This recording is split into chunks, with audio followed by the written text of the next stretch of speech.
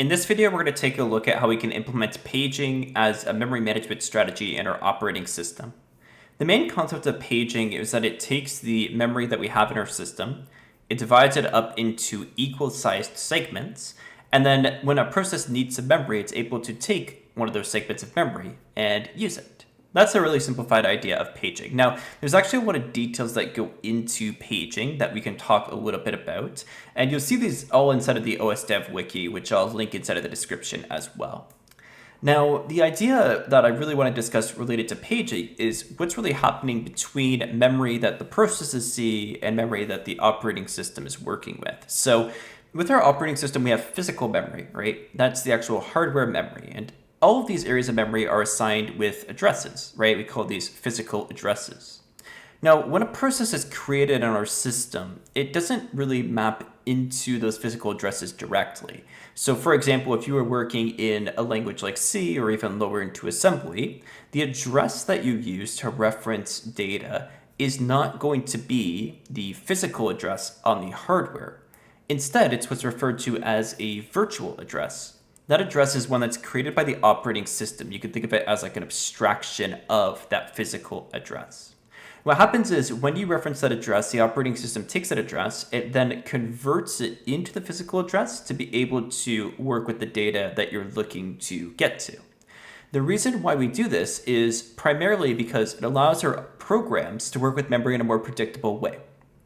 If we weren't to do this, what would happen is when the process loads, it would need to figure out where it is in memory and then be able to make all of its addressing, relative to that location. Whereas with the virtual-based addressing, what happens is the memory space is always the same. We can always say, the process starts at 0 and it goes all the way up to whatever memory address we want.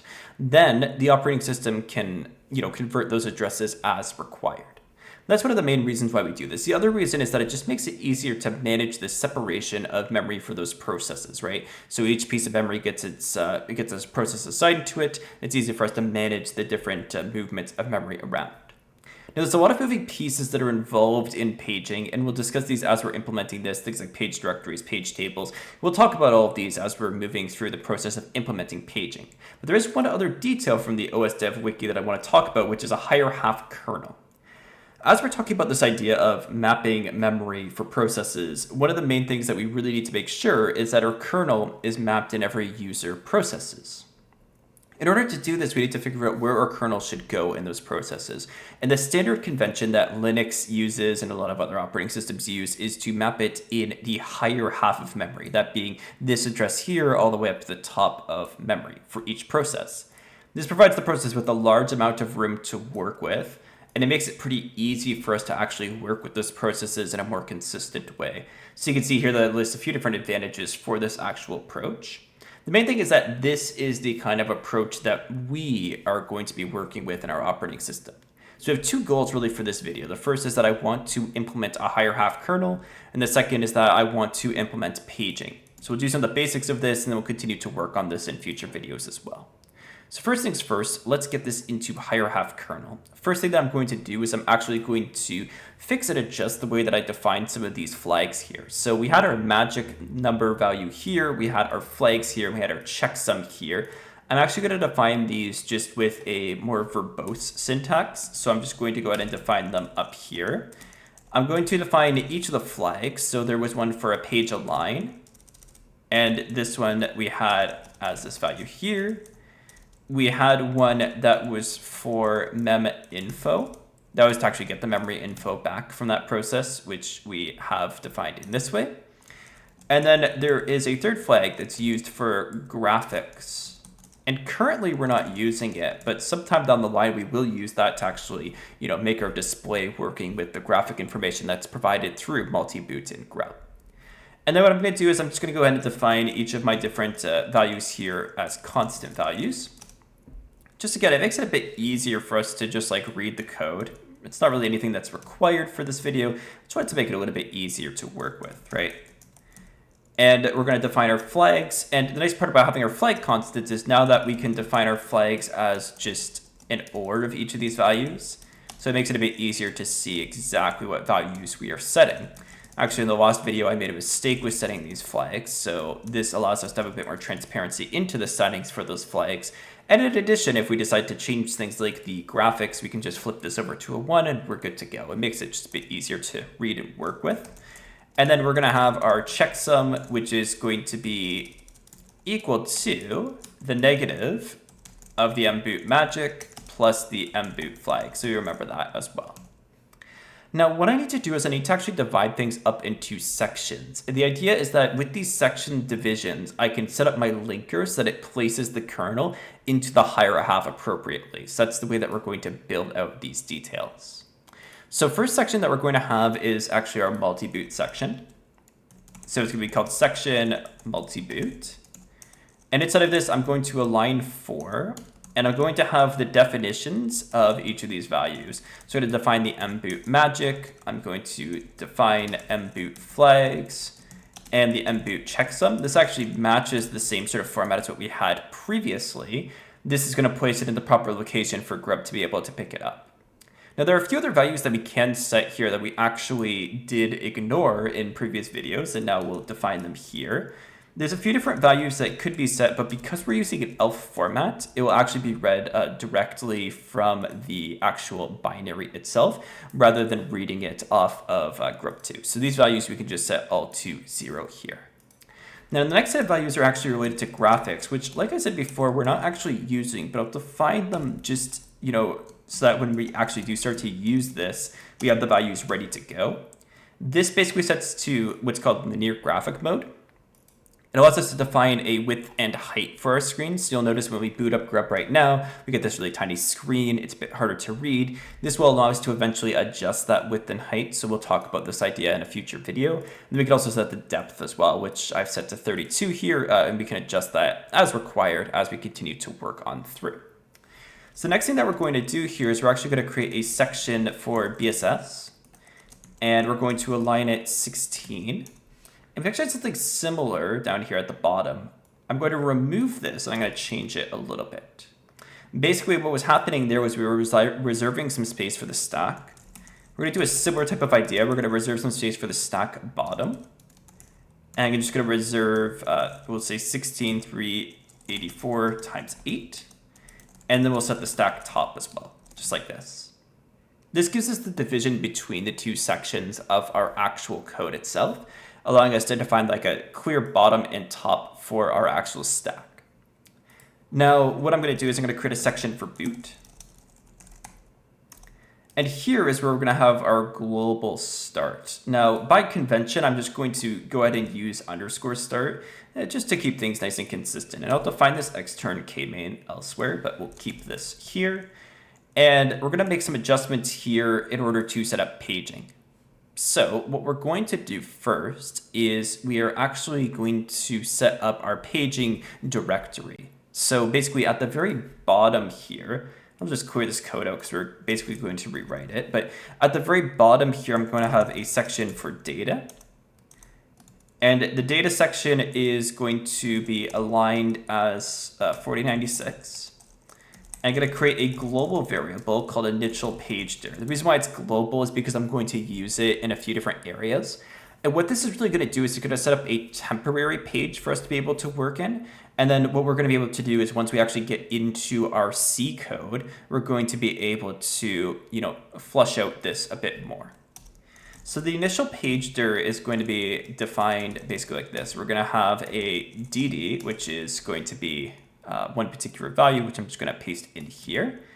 Basically, each of these is going to be a page table entry. And if we actually take a look at the OS Dev Wiki on here, if I can get this back up, we can actually see the structure of these entries. So you'll see here that the structure of these entries, they have a number of different bits that are allocated for, setting different values. Basically, what we're doing here is we're setting things like the present bit, the read-write bit, and we're setting the top level bit as well. So this is just going to allow us to initialize our bits inside of our page directory entry. Now what happens is there's actually a lot of page directory entries for each different entry that we have here. So what we're doing here is we're going to define all of them. There's about 1024 total that we'll see. And the way that we generally define those here is we have the first one that's set up, and then we initialize a bunch of different ones at 0. So 768 minus 1 would be set to 0. And then we have a few other ones that we are going to set here to the same value as this.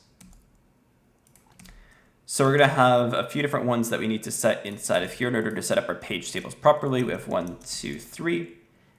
So this will be set to 1, this will be set to 2, this will be set to 3. And then we're going to have a times 256 minus 4, which is the remaining ones, are going to be set to 0. So you could think of these basically as padding in order to get our declarations into the right locations for them to be set up for our operating system kernel. So that's really what we're doing here is we're just setting up this page directory so that we have the proper memory allocations defined in order to be able to have a complete page table or directory to work with. So the next thing that we have to do is we actually have to tell our processor about this. The way that I do this is I move into EAX, the initial page dir minus 0xc000,000. I'm just going to copy this over just to make sure that I have the proper amount of zeros there. There we go.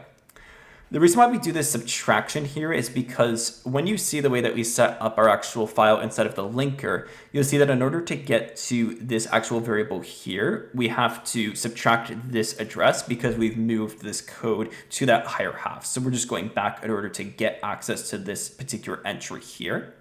And then what we do is we move this into a CR3 register. The CR3 register is one of the control registers that exists in x86.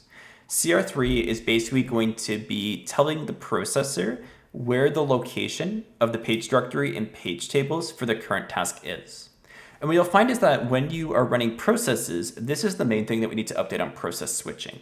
We need to switch it out to tell it where the pages for that process are actually located. So we're basically telling it where the memory for the process actually is. That's what the CR3 is telling us. Now, after this, what I'm going to do is I'm going to move into ECX the value of another control register, which is CR4. I'm going to OR that value with 0x10. And then I'm going to go ahead and move back into that CR4 register the resulting value. So basically, this is a way of being able to set some bits without, erasing what's currently there. So we get what's currently there, we OR it in order to, set up the bits that we need, and then we move it back in. The CR4 register has various different settings for the system. And when we set it as 0x10, what we're doing is we're turning on something called physical address extension. That's going to allow us to be able to set up the paging that we require for our system to run. So that's the main reason why we're doing this. Now there's one other control register that we do need to move in. That is going to be CR0. So again, we do a similar sort of strategy. We OR this with a value which is 0x8 with a whole bunch of zeros after it. So I'll paste that one in. So see here, generally there's just 3 zeros one side, 4 on the other, and then the 8 here. What this does is it actually enables paging on our system. So we tell the processor we're now using paging. What's going to happen is the processor is going to look towards CR3 to determine where that memory is actually located, which we've set here. And it's going to use that for the address translations. So address translations meaning changing those virtual addresses into actual physical addresses, right? So that's primarily what each of these are doing. With this, we now have paging set up, and we're going to jump into a label, which I'll call higher half. This is going to be inside of the text section. And this is basically where we're going to jump into our actual kernel. So to set this up, what I'm going to do is I'm going to move into ESP, the stack top. We did something similar to this when we were setting up our actual system before. So I'm taking this stack top value just to get the SP pointer set up and working. I'm then going to push EBX, which is where the multi-boot info is currently stored. The information that grub is going to pass over to us. I'm going to reset the value of EBP. So I'm just going to XOR it with itself. And then we have an extern called kmain, which we are going to call.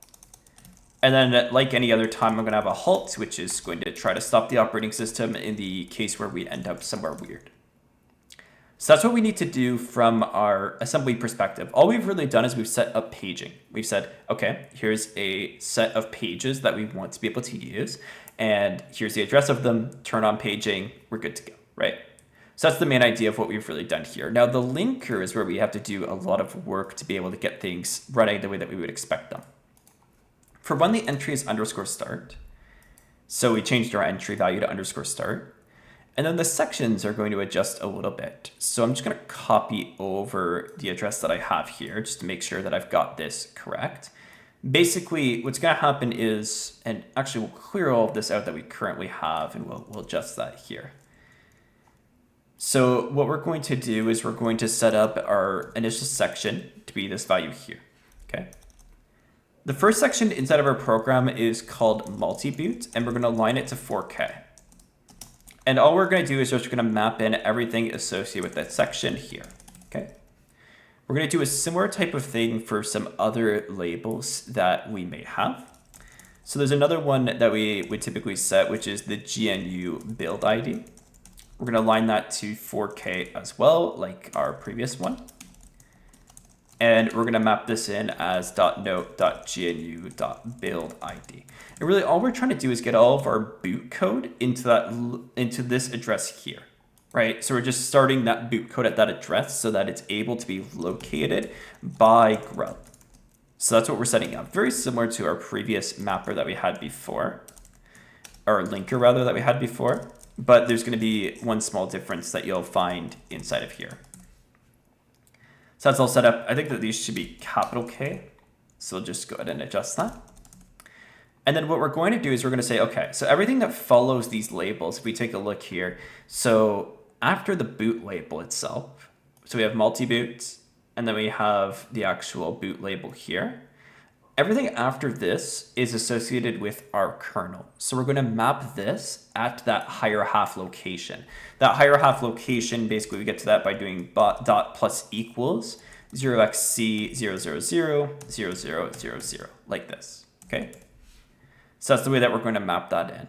Now, all we're going to do is we're going to put through all of our different sections. So we have a text section, which again, we're going to align 4K. And we're going to place it at the address of text minus this value here. So we're basically setting all of these relative to that higher half address that we want to create. So that's the way that our text is set. Now I'm just going to copy this over because we're going to do this basically 3 more times. So we have text, we have RO data. And again, we just swap these out to get those different values. We then have data. We swap these out to place them all in the right place. And then we have .bss. And the BSS actually takes in 2 different ones. It has BSS, and just before that, it has something called common, like this.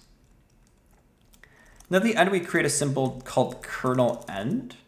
And this just keeps track of where the kernel actually ends. It's just a helpful thing to have if we ever need to reference the end of the kernel in our code itself. And that's everything that we should need for the linker. Now, everything inside of our kernel should remain the exact same. We don't really need to worry about anything here for now. What I'm going to do is I'm going to comment out init memory because we're going to do something different with the initialization of memory once we actually get into the process of setting up paging in a more thorough way. So for now, this should be enough to get us booting again. So let's go ahead and give this a try and see if we've got everything correct. So I think I'm in the right directory. We'll go ahead and make this. And oh, it looks like I have a few small errors. So in boot.s, we got an issue at line 2. Oh, I forgot the EQU keyword. So that's one error there. There might be another one, or it might have just been, yeah, it was just related to that. So that's cool. So basically, the way that we're going to make sure that this works is if we are able to just boot this operating system up, then everything is probably good to go. Okay, so that's really all we're looking for. So let's go ahead and run that. Now let's just see. There we go. We didn't get any sort of faults or anything. It did boot up into our operating system. So things look like they are working successfully. So that takes care of everything that I wanted to talk about in this video. In the next video, we're going to do a more thorough implementation of paging now that we're actually into the kernel itself. And what we're going to do is we're going to set up all of that paging setup that we need. And then with that, I'll show you how we can actually verify that we are mapping into the higher half. There's actually a few addresses that we have set inside of here that are going to be incorrect and will cause problems, like this VGA address here will need to change. So we'll take a look at that in more detail in the next video. So thanks so much for watching. I'll see you in the next one.